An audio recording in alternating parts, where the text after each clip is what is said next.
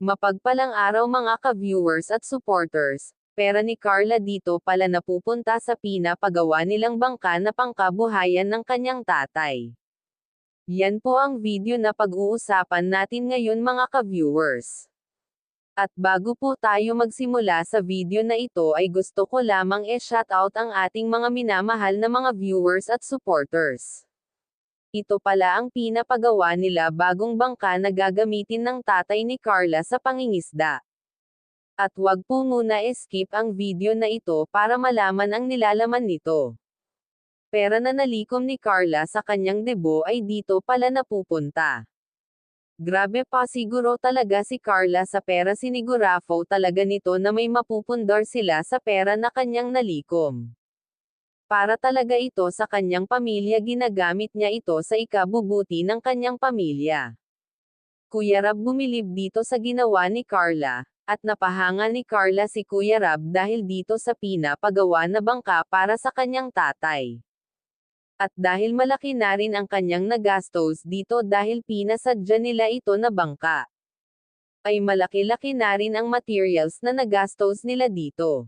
Pero sulit din naman ang kanilang gastos dahil malapit na itong matapos. Wow, napakaswerte kasi ni Carla at magaling ito maghanap buhay kahit na nag-aaral pa ito ay marunong na sa buhay. Kaya persigido ito na makapagtapos ng pag-aaral para maiahon niya sa kahirapan ang mga magulang.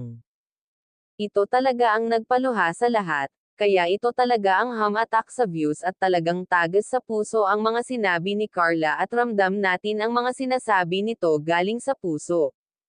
Dahil blessed siya sa mga natatanggap niya na biyaya ngayon at hindi niya talaga nakalimutan lahat pasalamatan ng tumulong sa kanya, lalo na si Kuya Val at si Kuya Rab at Ate Jack.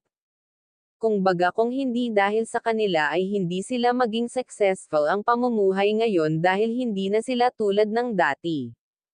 Malaki na ang pinagbago nila ngayon kaya laking pasalamat niya sa partner niya na si Jomar dahil nagtiyaga talaga ito sa kanya. Kaya nitong sabayan ang pagkamahiyain niya sa lahat ng oras ay pinalakas nito ang kanyang kalooban.